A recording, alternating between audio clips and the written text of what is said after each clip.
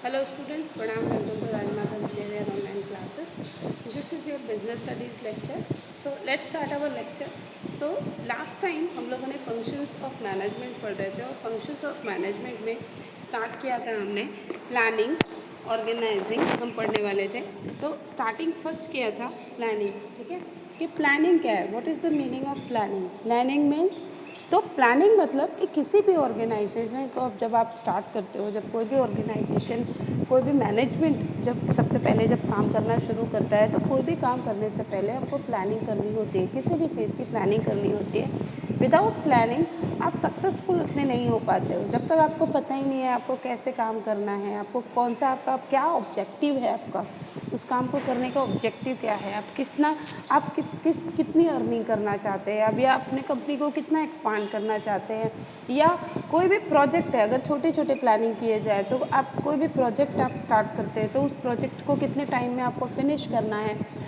Okay, ये सारी चीज़ें प्लानिंग में आती हैं. सो स्टार्ट करते हैं कि even God can not change the past but man can change the future. Okay, past तो जो हमारा भविष्य है, सॉरी जो हमारा पास्ट है, जो हमारा भूतकाल है, बराबर, जो भूत है मतलब जो पास्ट है उसको तो भगवान भी नहीं बदल सकते क्योंकि आपने जो कर दिया वो कर दिया. जो काम हमने पहले कर चुके हैं वो कर चुके हैं, उसको आप नहीं बदल सकते. कोई गलती हो गई तो भी आप नहीं चेंज कर सकते, आपने अच्छा काम किया है तो भी. तो आप पास्ट चेंज नहीं कर सकते, उसको तो भगवान भी नहीं बदल सकता है. लेकिन but man can change the future, लेकिन इंसान अपना फ्यूचर ज़रूर बदल सकता है. Planning means selection of facts for the expected result. ठीक है, प्लानिंग का मतलब क्या होता है? आप प्लानिंग किसके लिए करते हैं? जो भी चीज़ ने आपको ऑब्जेक्टिव, जो भी आपको रिजल्ट चाहिए, ओके, वो आप जो भी एक्सपेक्टेड आप रिजल्ट चाहते हैं उसका सिलेक्शन करना, उसकी प्लानिंग करनी, कैसे आप वहाँ तक पहुँचेंगे. And to establish inter relationship between them, और दोनों के बीच का inter relationship, as well as observation of necessary activities and forecasting for the same anticipation. ठीक है कि और सारी एक्टिविटीज़ को क्या करना, ऑब्जर्व करना, प्लानिंग के हिसाब से चल रही है या नहीं. सिर्फ प्लान कर लेना ही सब कुछ नहीं होता है ना. वो प्लानिंग आप सक्सेसफुली इम्प्लीमेंट कर पा रहे हैं या नहीं, वो इम्प्लीमेंटेशन उसका हो रहा है या नहीं, मिडल लेवल अपने बॉटम लेवल से वो काम करवा पा रहा है या नहीं, वो सारी चीज़ें चेक करना ये भी प्लानिंग में ही आता है. Management begins with planning when in advance it is wisely considered what work. देखो, प्लानिंग किस किस चीज़ों की होती है? मैनेजमेंट जब प्लान करता है एडवांस में, हमेशा प्लानिंग फ्यूचर के लिए होती है. ये आप समझ सकते हैं कि हमेशा प्लानिंग जो होती है वो ऑलवेज फ्यूचर के लिए होती है, कभी भी प्रेजेंट के लिए प्लानिंग नहीं होती, या फिर पास्ट के लिए तो आप प्लानिंग कर ही नहीं सकते हो ना. पास्ट तो जो हो गया वो हो गया. आप हमेशा फ्यूचर प्लान करते हैं अपना.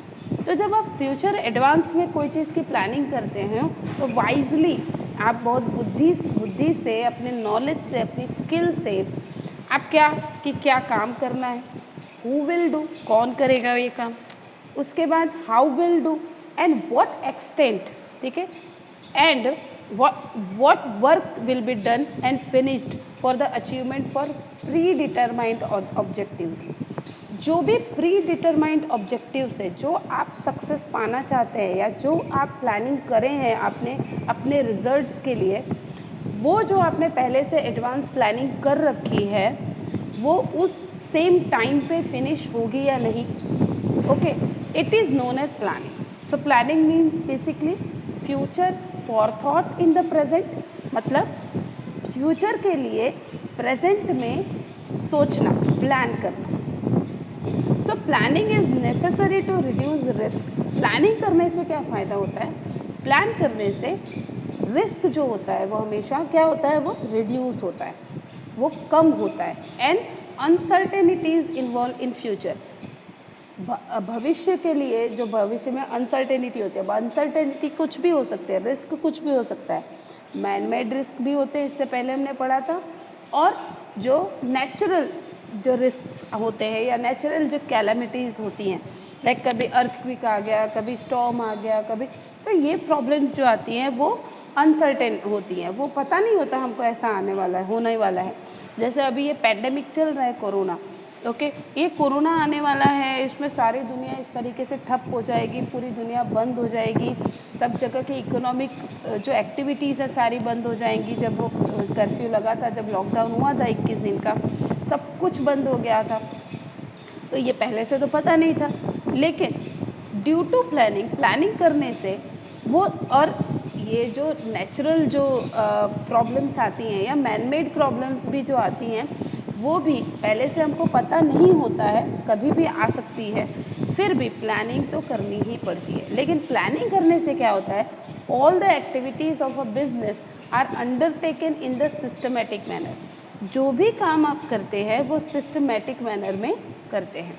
It therefore becomes easy to achieve objectives. ठीक है, प्लानिंग करने से जो भी हमने ऑब्जेक्टिव हमको पाना है वो ईजी हो जाता है। And when many alternatives are found at the time of defining objectives, planning becomes, और प्लानिंग करने से क्या होता है, आपको 3-4 आपको ऑब्जेक्टिव्स के आप पाने के आपको क्या ऑल्टरनेटिव मिलते हैं, ऑल्टरनेटिव्स मिलते हैं कि भाई आप ये भी कर सकते हैं, ये भी कर सकते हैं, ये भी कर सकते हैं।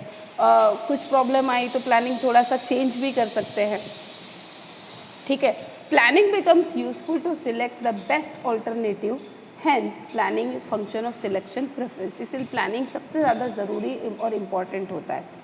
ठीक है, planning is a base for other managerial function. सबसे पहला बेस होता है, मीन्स प्लानिंग क्या होता है, planning is a first step of management. Okay, ये फर्स्ट स्टेप होता है मैनेजरियल फंक्शन का।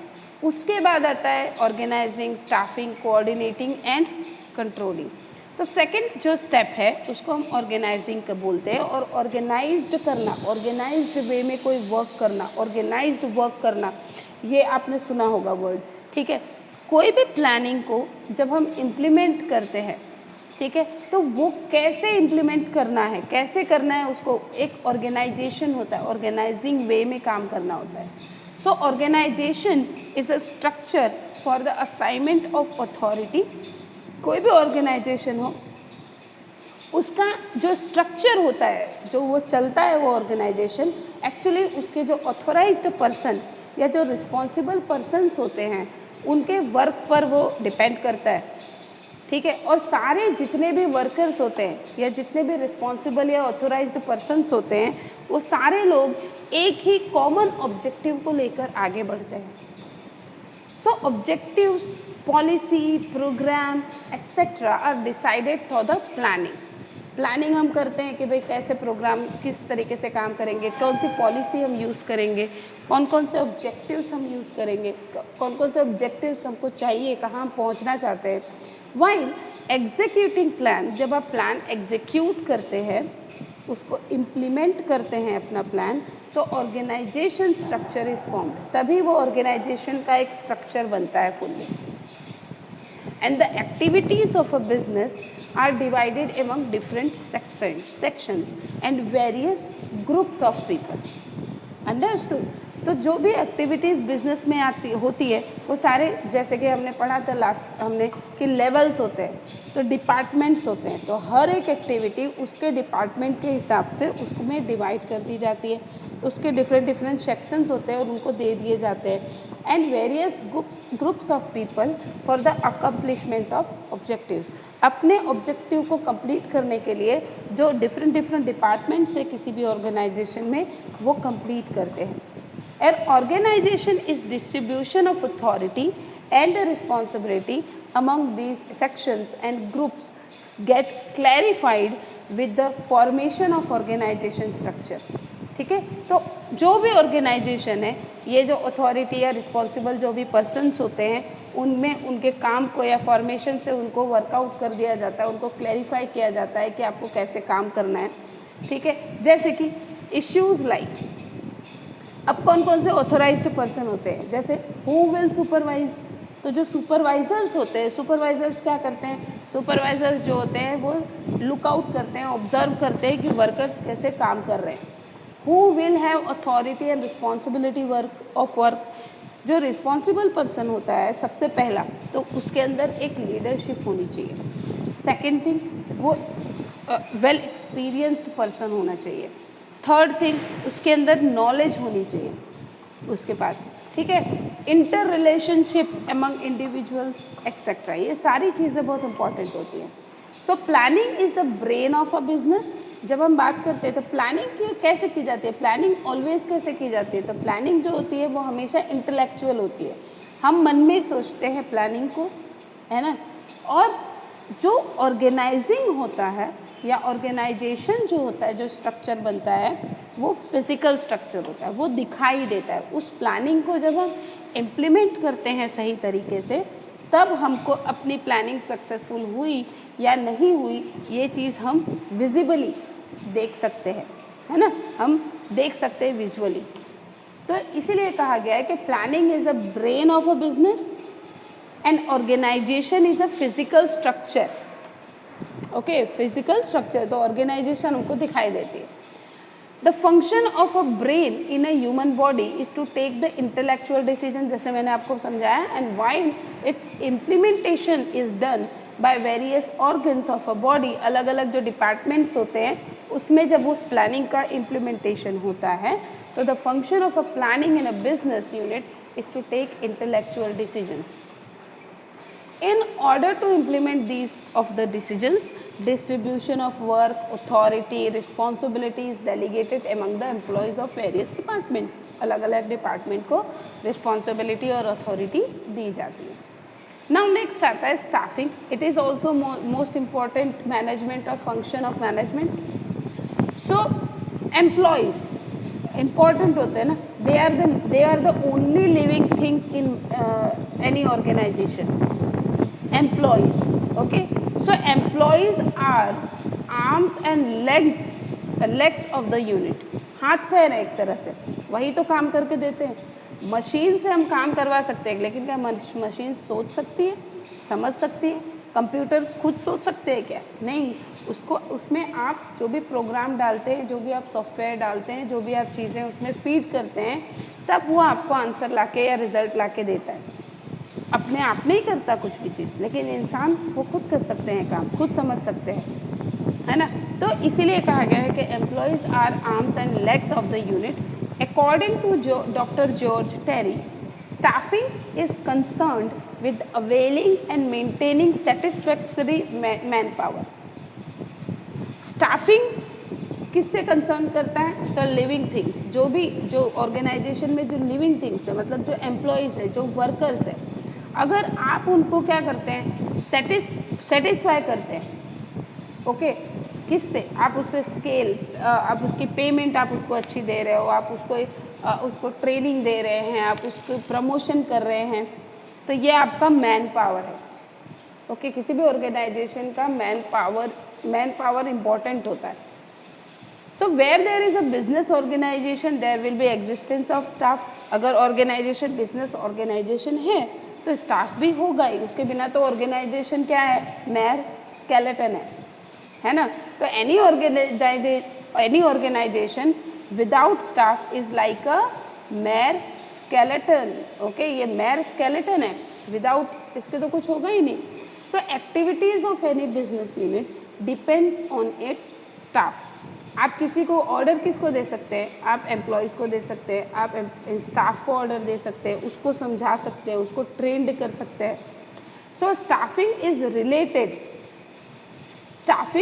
Related with recruitment of employees. ठीक है, स्टाफिंग किससे रिलेट करता है? रिक्रूटमेंट से, कि भाई रिक्रूटमेंट कैसी कर रहे हैं आप एम्प्लॉयज़ की फॉर द राइट पोजीशन. जैसा जो स्किल्ड एम्प्लॉई है, जिसका जो एजुकेशन है, तो उसी हिसाब से उसको क्या देनी चाहिए, पोजीशन देनी चाहिए. तो अगर आप किसी को राइट पोजीशन देते हैं, राइट डिपार्टमेंट देते हैं, तब वो अच्छी तरीके से काम कर पाता है, at the right time, in the right number, with the right qualification.